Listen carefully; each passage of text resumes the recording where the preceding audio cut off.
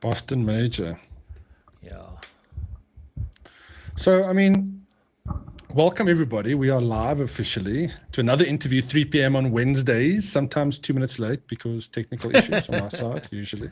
How's it, Ryan? We've spoke towards the end of last year, but it's good to have you back. How have you been? Very good. For the most, if you exclude everything that's not going well, everything is great. New year, new me is out of the window. We're now just back to the grinding stone, Yeah, the absolutely. grindstone. Yeah, hit the ground running and go. So, for those people that don't know of you, not floating in the Rocket League circles, might not know about you, can you give us a brief introduction into who's Ryan?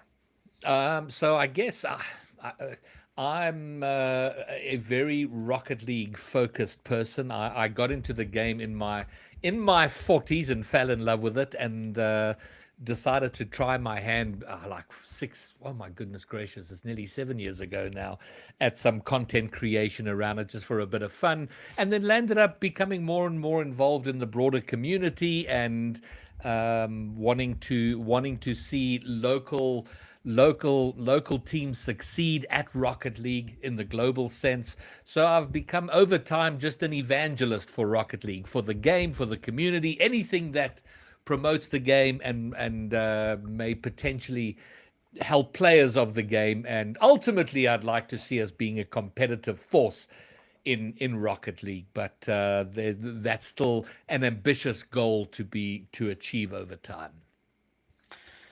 So, Rocket League, I always joke with most games and say, is that still a thing? But how strong, and it's not nothing against Rocket League. Obviously, I No, say I it got about you. every game, but Yes. most commonly said against Counter Strike. But what's the community like these days? And if I want to get into Rocket League, where can people go to kind of find the community? So I mean, it's a game that's now 2015. It's in its 11th year. So and it's been through the natural ups and downs. It got bought out by Epic Games back in 2020, and opinions vary on how good that has been for Rocket League. But we're going through a little bit of a revival now because there've been some in the last 2 months. We've had big global streamers getting into the game and doing a lot to promote the game. So it's sort of from that the broad casual first time user base is suddenly growing.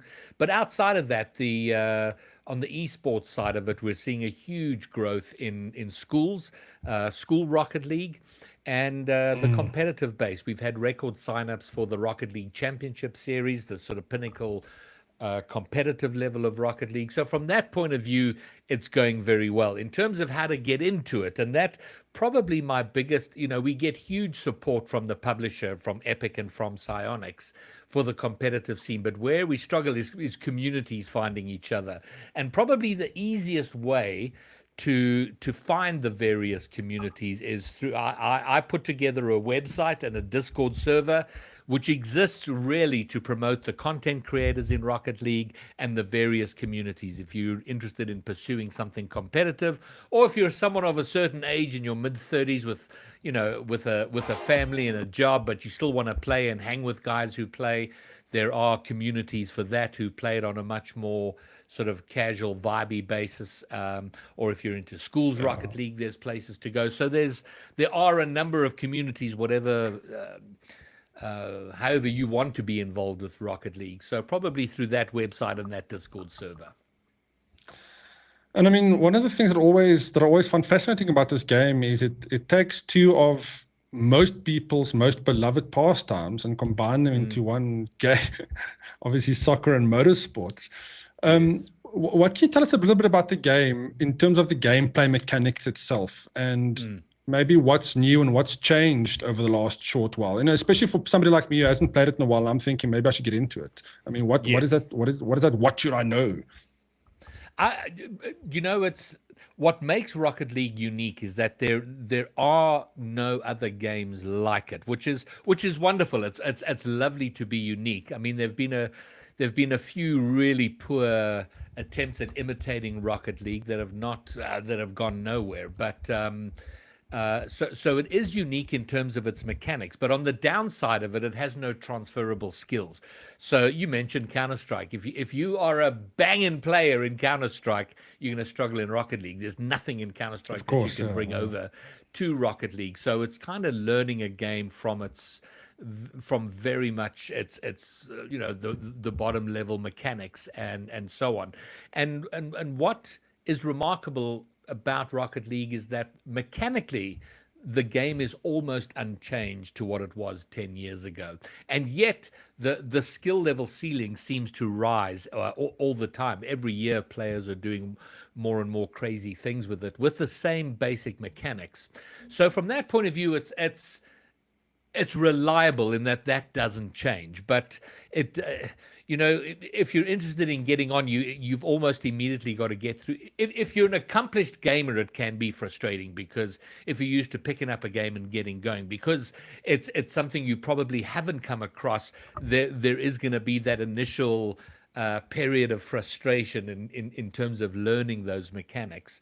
But it is at its heart quite simple. There aren't a lot of, you don't, you can use sort of controller add-ons like back paddles and all of that. But by and large, your standard buttons on the D-pad and your RB buttons and so on are kind of sufficient to train at and become better at it. And I guess also, I think one of the key things here is this game doesn't require much to run too. It's pretty accessible in that sense.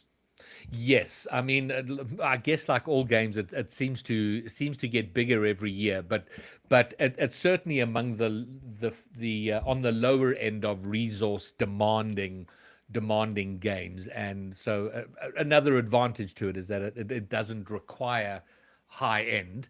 It is also cross-platform, so PlayStation 4, Nintendo Switch, PlayStation 5, Xbox. It's kind of cross-platform in that regard. Has it made it to mobile yet? I'm just quickly having a look. There is a mobile version, not the version as you see it on PC or console. There is Rocket League Sideswipe, which is the mobile version of it, which has its own passionate community, but I think far smaller. Yeah, the Sideswipe game series is generally, it's not as captivating as this, but yeah. Correct. Now, in terms of the competitive side of things, what is the landscape like in South Africa these days, and where's all the action happening? So there are... So we have, it's competitive at the schools level. So, ACGL have a schools league, VS Gaming have a schools league, and then the VS Gaming culminates at a LAN at Comic-Con. But for people who are taking competitive Rocket League series, it's RLCS, the Rocket League Championship Series.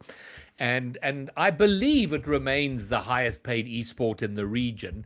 The annual prize pool is around 3 million rand, just north of 3 million rand, and that's spread over 6 regional qualifying tournaments, which each of them have the prize pool is $32,000, and starting last year the prize pool was spread out, so players, teams up till 32nd place get a prize of $300. So it's not all being concentrated to the top, the top 6 or 8 teams who are making the money out of it. And we're halfway through the 2026 season now. We've had our first 3 regional qualifiers, and then one team, the top performing team in SSA, qualifies for the major, and that major is happening. It starts tomorrow in Boston, United States, and a South African team, well, mostly South African team of 5 Fears qualified for Boston. That's Snowy and Guns. Guns is a debutant at RLCS LAN, and then a Spanish player, Tecos. There was a tweaking of the rules for Sub-Saharan African Rocket League this year, which allowed every team to have one non sub-Saharan African resident be a part of the team, and that's revolutionized things a bit, because what that's allowed is for a local team to bring in someone from EU or one of the better performing regions and get them in, and that's done wonders for the skill level of local competitive Rocket League. Anyway, so that's where the competitive scene is. So tomorrow the Boston Major starts. It runs over 4 days, and then the second half of the season starts on the 14th of March with the next 3 qualifiers, and that will culminate in May with the second major in May, and then the top 16 teams for the whole season go to Worlds, which will be in September, and that'll probably be in the US. You speak so well of it. It's almost like you should be doing some shoutcasting. Yeah, well, I have great dreams of one day the players are very well played, and one of the things I'd love to see is the structures around the high levels start to be a viable sort of career path, like things like shoutcasting and broadcasting and whatever. But I do get to cast Rocket League, which is a wonderful thing to do. And imagine getting paid for it. Yes, can you imagine being in gaming at this point in your life? We got a comment here from Diabolic X2000. He said you can also try a luck on Face It. I'm just quickly calling it up here. I assume that's another tournament. Yeah, I don't know what it is. Have you ever heard of that? Face It. I've heard of Face It. I know VS used to run their tournaments through Face It, but I think... Interesting. But I don't know. I mean, I'd love to have a look at it, because it's something I don't know about.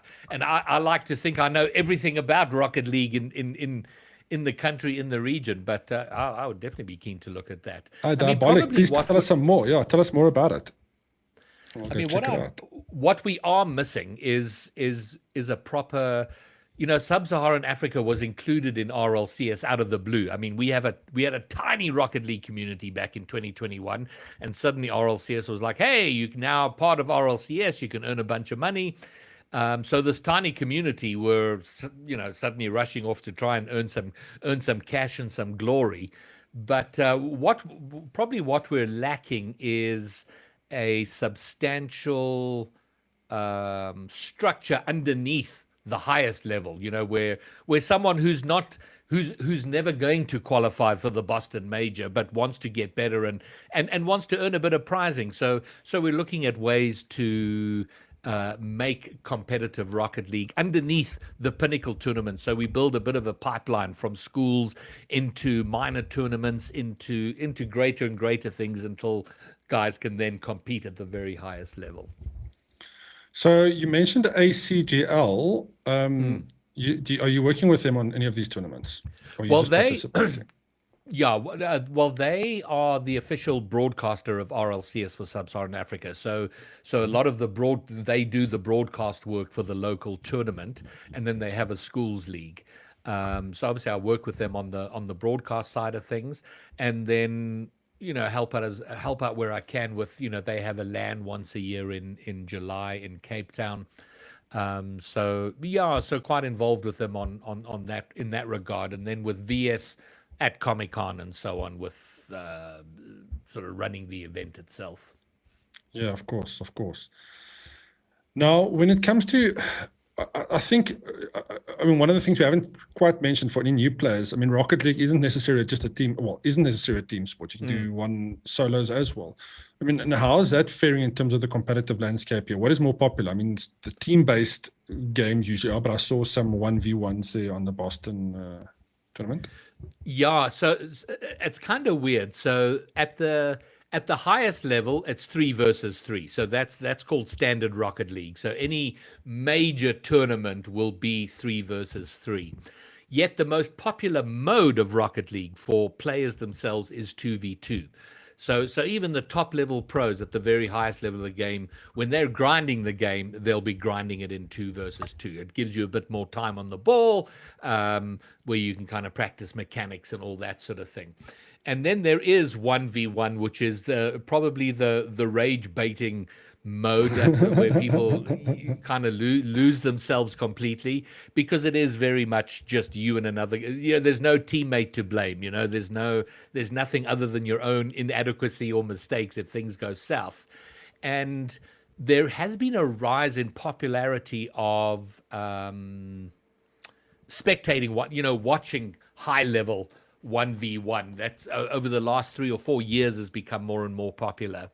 And starting last year, they trialed it out where an element of the Rocket League Championship Series is they included a 1v1 section, and in limited scope, but it is part of RLCS.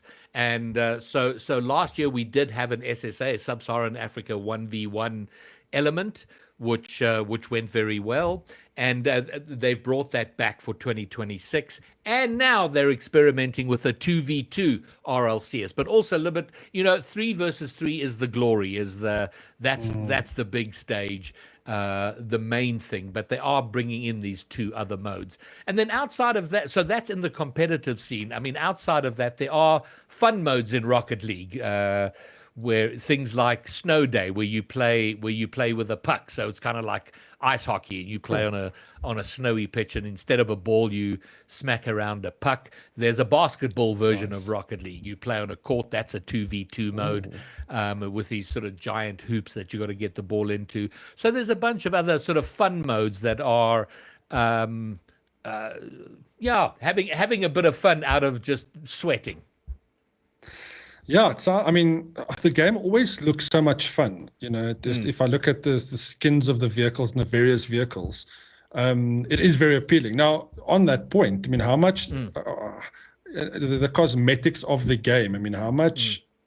What can you tell me about that, and how much does that have an impact on the gameplay, or what has an impact on the gameplay? So I don't know. I know there are some games where you can buy things that sort of improve performance or might change characteristics of characters and so on. In Rocket League, the items have zero bearing on performance. So so there are 5 different hitboxes in Rocket League, and they might perform a little bit differently one to the next, but overall they're pretty equal. And so there's nothing you can buy in the game that'll make you go faster, go higher, give you boost for a longer period of time. It all is literally cosmetics. And like all activities in the human experience, communities build up around parts of it. So there are people who just love the cosmetic side of the game, and they will look for items and collect items. That did take a bit of a hit 2 years ago, because trading was removed from Rocket League. You used to be able to trade with other players, and that became a huge economy. But Epic sort of bringing themselves in line with Fortnite removed trading. So the cosmetic side, it's a little bit of fun, but not I don't think as much of a thriving ecosystem as it used to be. But there are great collaborations. The question is, what skin do you play with? What have you got on your vehicle? Okay, so you have to understand a few things about me. Is that I've played the game. I've played the game for 10 years. I am not very good at the game, but I have 2 accomplishments in Rocket League. Well, three, and I'll run through them now. Firstly, above my head here, you can see it says the RLCS analyst. So that's an in-game title that I have, and it's a very rare one. And I've got it because I do shoutcasting for RLCS, and there are I believe around 200 of these in the world. People that have that title, and only 3 in South Africa. So that's my one accomplishment. The other is that I have more wins than anybody else in South Africa, and that's not because I'm good. It's just because I have played so damn much. And the third accomplishment is one of the other things you can do in the game is you can blow up other cars. If you are going at max speed and hit another car, they will explode. They're out of the game for 3 or 4 seconds before they respawn. And I have more demos than anybody else. So there we go. Those are my accomplishments. Nice. And I tell you that to say that because I've been very active in the game over 10 years, I have collected a stupid amount of inventory in terms of goal explosions, decals, wheels, boosts, toppers, all of that sort of thing. And I have collected as much. I love any pink item. So you get painted items. So anything in pink I like. So the decal of my car, the look of my car varies, but it is always a variation of pink. that's Okay, that's the cool. No, I mean, you got an metrosexual in me. aesthetic at least. You've got an aesthetic at least. Yes. Now, I want to check out some of these. I don't know if this is the right site. Let's check this out. I was going to see if we can call up. It's taking a while to load. Okay, yeah, there's some really. I mean, I'm sure the collab potential with some of these skins must be quite nice within this game. Yeah, and it's quite a thing as you go up the ranks. You find, like at the pro level, pros go for the clean aesthetic, and there's pretty much only 2 cars that are used at the highest level, which is a bit tragic because there are so many cars and they're not particularly different one to the next. But they'll sort of go for the more clean, uncluttered decals that are anodized, so they're kind of very shiny. But it is a whole thing to make your cars look sexy and so on. And there are great collaborations. I mean, you saw one there with, Mario Kart. There was a Fortnite collaboration a couple of years ago, so you can rock the Fortnite battle bus inside Rocket League. I see it. Yeah, that's pretty cool. And then there's Porsches. There's Porsches and Fords and Jeeps, and there's been some pretty cool collaborations over the years in terms of the type of cars you can get in game. And I mean, you can create your own, right? You said you can create your own in game. Yes. So, well, there we go. There's the battle bus. So on that battle bus, you can change the things you can change about your car is you can change the wheels. So you could have that battle bus, but with different wheels and a different boost. You can stick a topper on it, and you can put different decals on it. So so there's a fair amount of customization. My favorite collaboration and the car I often go back to is the DeLorean out of Back to the Future, which I think they did that collab all the way back in 2016 or 17. And the animations that come with it, the way the car blows up, if you blow up the DeLorean on in a game of Rocket League, it has those. If you remember from Back to the Future, when the car teleported across time, you'd have those tracks in fire. So when the car blows up, it has those tracks and the spinning number plate. And it looks fantastic. When you fly in that car, the wheels tuck under the car itself, and so cool. That's the car I will often go back to. And the reason I didn't use it for a long time is because it was like an official collaboration. You couldn't customize it. So you were very limited in what you could do with it, but they unlocked that about a few months ago. So I love that. So you can have any decal and a new boost and all of that good stuff.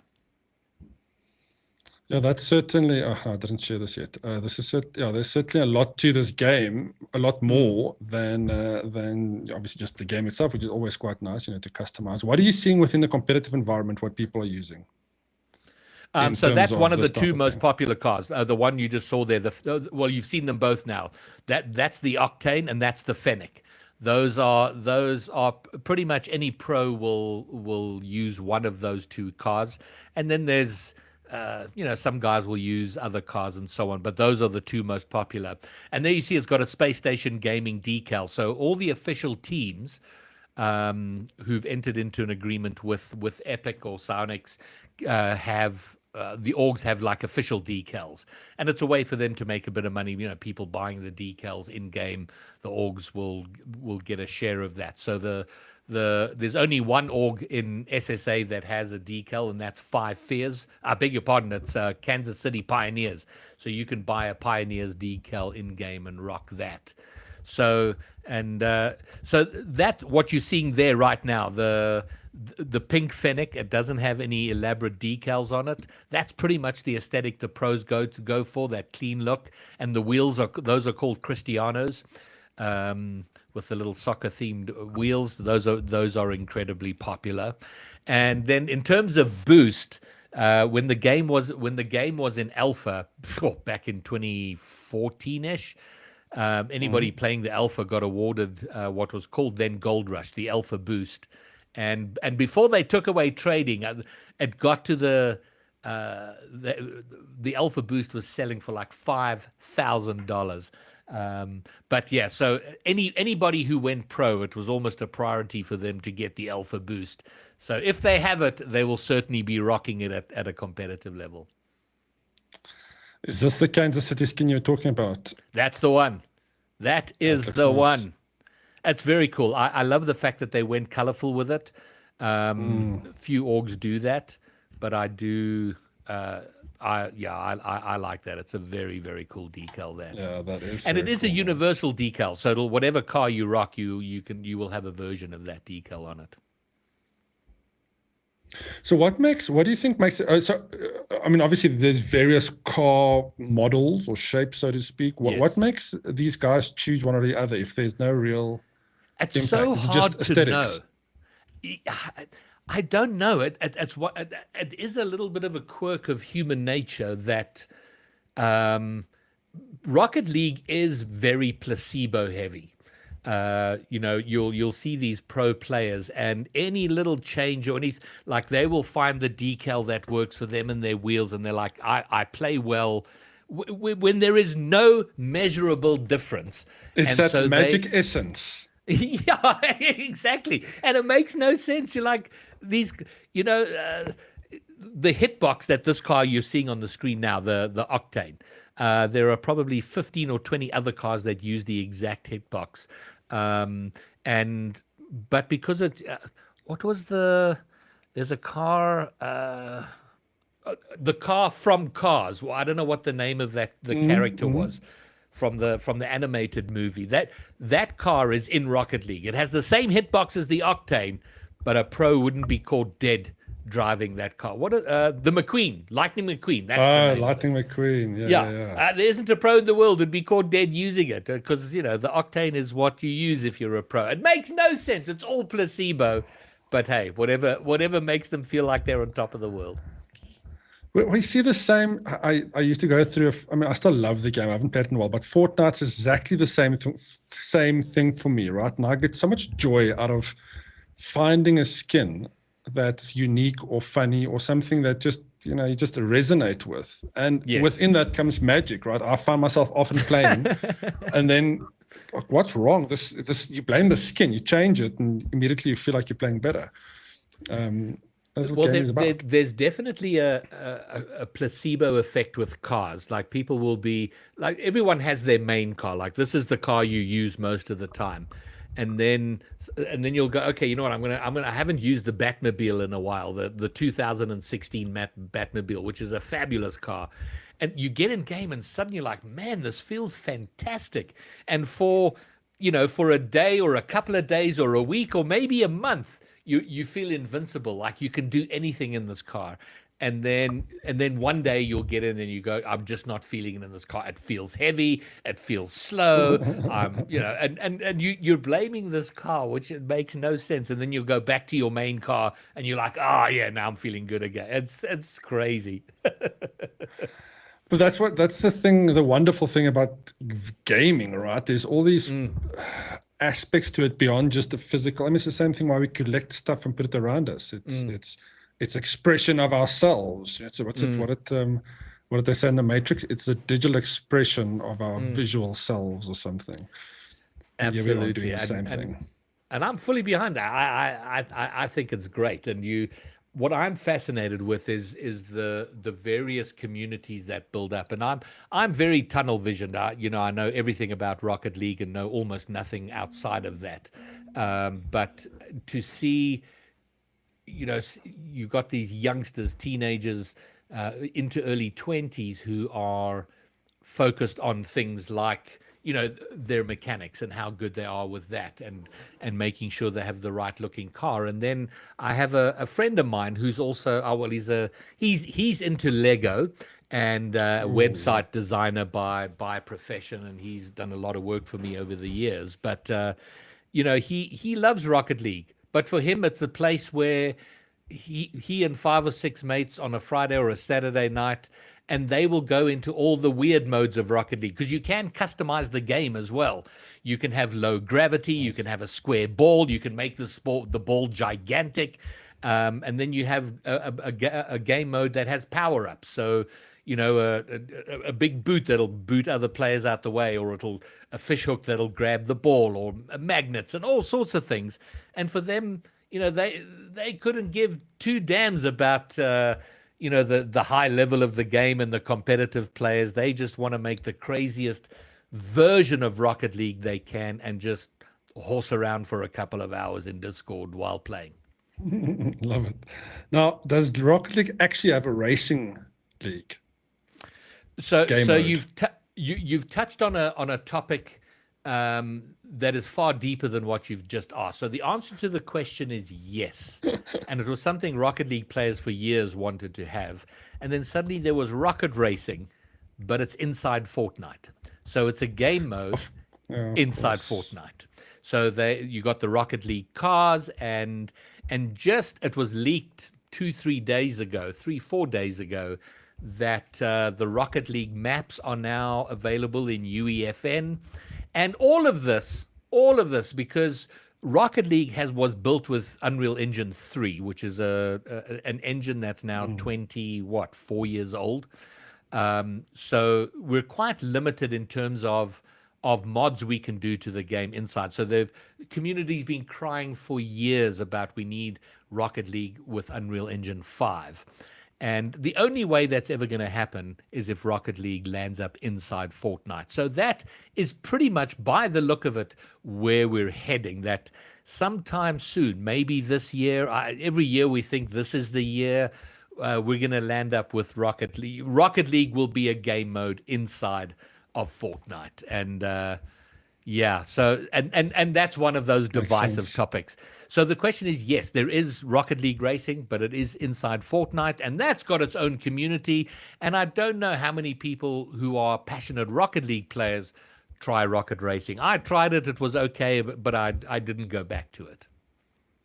Yeah, look, I can imagine that if you're into the one, you're not going to love the other necessarily, but it feels like such a natural crossover collaboration. Correct. But I mean, the Fortnite, obviously it makes sense. It's an epic game, and also the platform is right there, right? And the skins lend itself to the money making machine, which is always good for the corporates.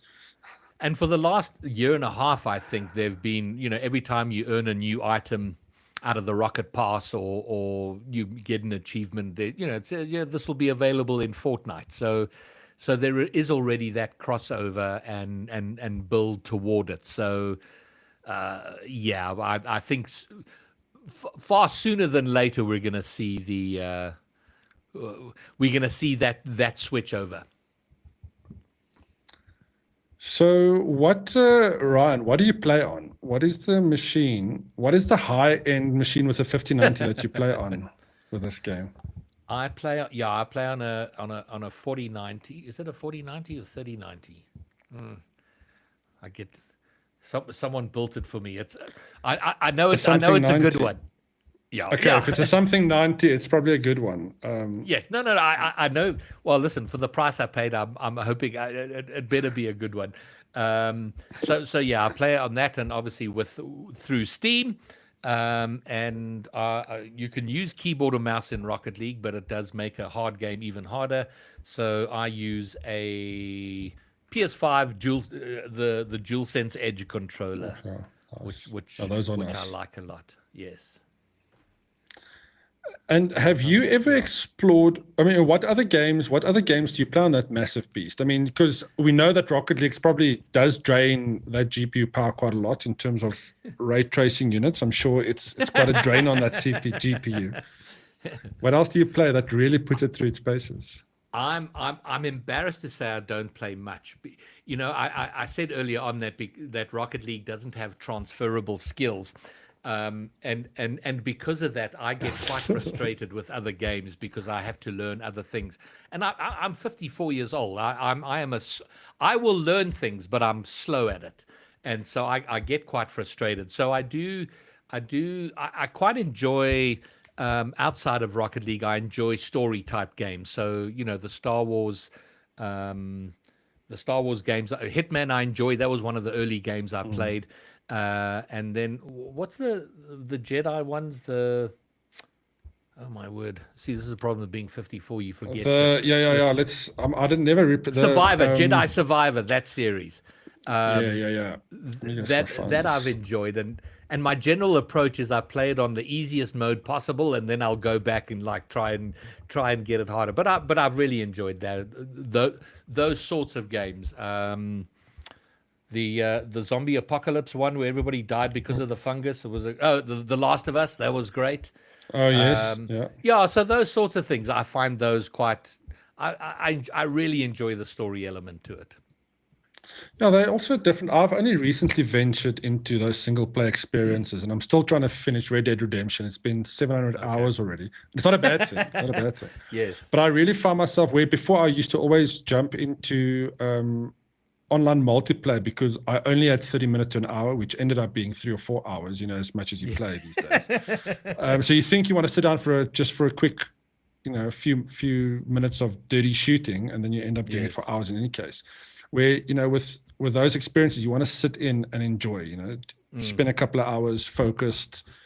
And I find myself only now having the ability to do that, sit down, really absorb one title and not get bored after a few minutes, especially if the game is good.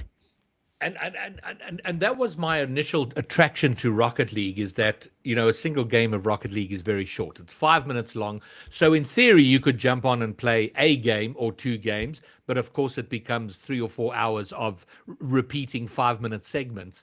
But I agree with you on I enjoyed and it's that sort of high intensity focus. So the longer games, what I enjoyed about that is that it wasn't intense, constant focus. It was more, you could focus, but at a more leisurely pace over a longer period of time, and that was pretty cool. So when I need a break, that's cool. Damn it, this conversation is now making me want to play games. Excellent. Well, then you must go and do it. And yeah, absolutely.